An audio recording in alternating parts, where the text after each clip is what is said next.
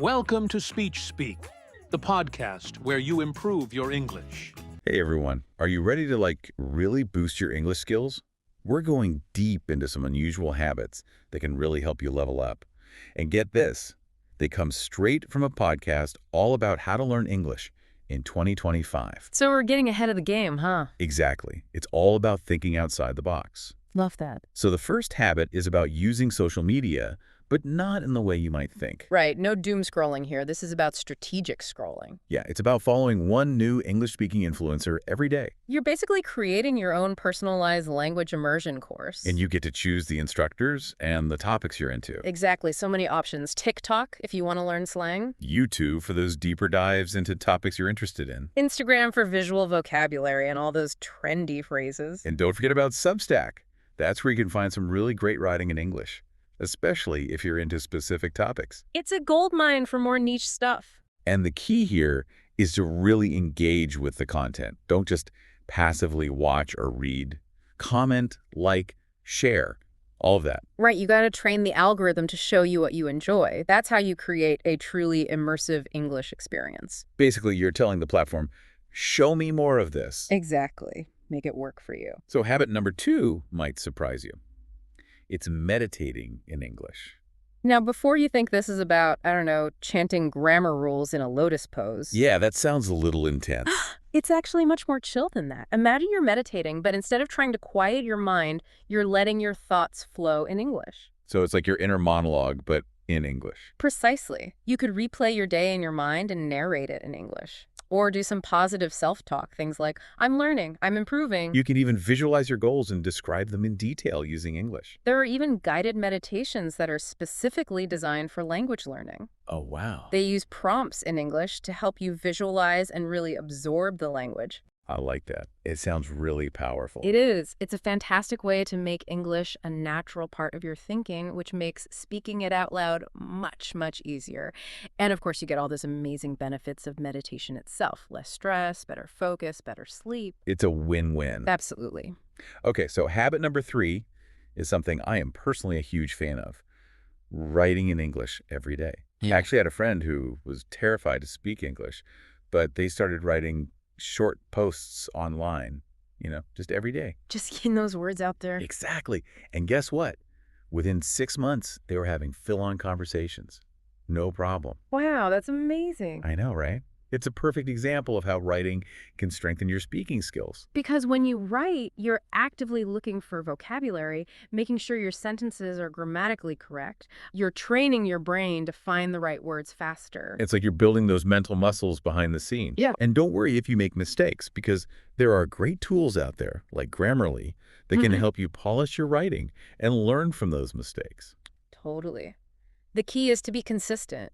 Even if it's just a sentence or two each day on any platform, whatever you're comfortable with, it can make a huge difference over time. Think of it as your daily workout, but for your English. All right, habit number 4 might sound a little counterintuitive. The podcast we're getting this from actually advises against sharing your English learning goals. Interesting. Yeah, so the idea is that when you announce your goals publicly, it can create this pressure to perform. I can see that. Like you're doing it for the likes and validation, not for yourself. So it's more about external validation rather than that internal drive. Exactly. But when you keep your goals private, it's just you and your journey. You're free to experiment, make mistakes, enjoy the process. You're not worried about what other people think. It's about finding that intrinsic motivation, that fire that comes from within. It doesn't mean you can never share your progress or anything, but it's worth thinking about, Maybe keeping things under wraps could actually help you learn better. So it's about finding what works for you. Some people thrive on external motivation. Others prefer that internal approach. Just be self-aware and choose what feels right. I love that. So speaking of staying on track, that brings us to our final habit for today.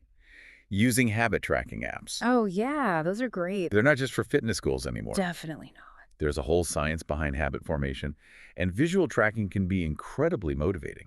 It really is. It's like having a little cheerleader in your pocket. Right. Reminding you to stay on track and celebrating those small wins along the way. And the best part is there are so many awesome free apps out there. That's true. Experiment and find one that you like and that fits your learning style. Because there's definitely something for everyone. And, it's really valuable these days, right? With so much information coming at us all the time, knowing how to learn effectively, that's like a superpower. That is a superpower. I love that. Mm. So to recap, we've got these 5 unusual but potentially game-changing habits. Immersing ourselves in English content on social media, meditating in English, making writing a daily practice, considering whether to keep our goals to ourselves, and using habit tracking apps to keep that momentum going. Yeah, and it's important to remember learning a language is a journey. It's not a race. It's about finding what works for you, experimenting, enjoying the process. And these unconventional methods, they might just unlock a whole new level of fluency and confidence. Absolutely. So, we talked about following English-speaking influencers on social media. What's really interesting about this is the idea of incidental learning. It's like how you pick up new words and phrases just by listening to music or watching movies. You're not actively studying, but you're still absorbing the language. Exactly. And so when you curate your social media feeds to be full of English content, you're basically creating this immersive environment where you're constantly exposed to the language in a natural and engaging way. It's not a chore anymore. It's just part of your routine. You're scrolling anyway.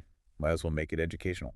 Right. And the beauty is that you're exposed to all these different accents, different vocabulary, different speaking styles. You're not just learning from a textbook, you're learning from real people. Which is way more valuable when you're actually trying to use the language. That's So it. now let's talk about meditating in English.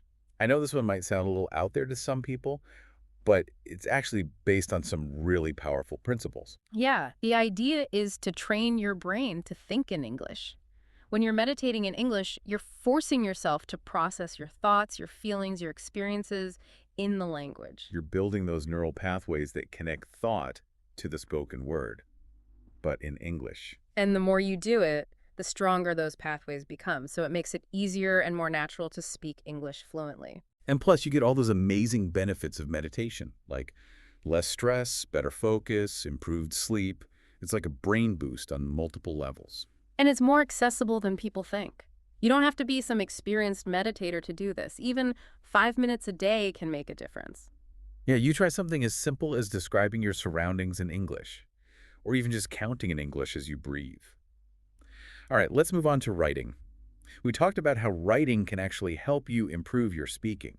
It might seem counterintuitive, but the process of writing really forces you to think about grammar, about sentence structure, vocabulary. You're actively searching for the right words and putting them together in a way that makes sense. Exactly. And this active engagement with the language strengthens those connections in your brain that make fluent speaking possible. It's like a workout for your language muscles. And there are so many ways to incorporate writing into your life. You could write a journal entry, a blog post, a comment on social media. Even just writing down a few sentences about your day can help. The key is making it a habit.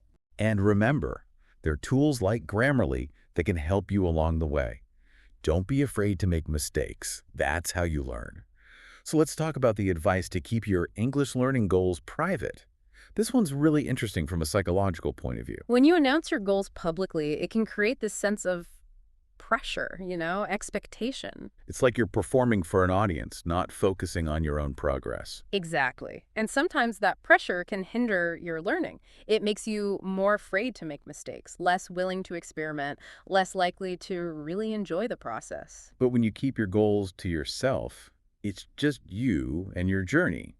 You're free to learn at your own pace, make mistakes, celebrate those wins in a way that feels right for you. Of course, some people really thrive on external motivation. If sharing your goals keeps you accountable and inspired, go for it. But if you find it creates more pressure than it's worth, then consider keeping things private. It's all about finding what works for you. There's no right or wrong here. All right, let's wrap things up with that final habit. Using habit tracking apps. These apps are super powerful for language learning because they tap into that science of habit formation. Visualizing your progress, seeing those streaks build up, it can be incredibly motivating. It's a visual reminder of your commitment and your progress. And it can definitely help keep you on track, especially on those days when you just don't feel as motivated. And these apps aren't just about tracking. They can help you set realistic goals, break those goals into smaller steps. Some even have reminders to keep you on track. It's like having a little personal language coach right in your pocket. And the best part is there are so many free apps out there. So many options. So you can really experiment and find one that works for you. So there you have it. 5 unusual but surprisingly effective habits that could totally change how you learn English. And what's really cool is that these habits go beyond just learning English. That they're about growing as a person, discovering yourself, and becoming a better learner in general. It's like leveling up in real life. Exactly. It's not just about the language, it's about becoming a more well-rounded person. So let's do a final recap. We talked about immersing ourselves in English content on social media, meditating in English, writing every single day, thinking about keeping our goals to ourselves, and using those habit tracking apps to stay on track. And these habits, even though they might seem a little unconventional, they're backed by real science and psychology. And they have the potential to make you so much more fluent and confident. So what are you waiting for? Give them a try, see which ones click for you, and most importantly, have fun with it. Learning English should be enjoyable, and these methods could be just what you need to make that happen.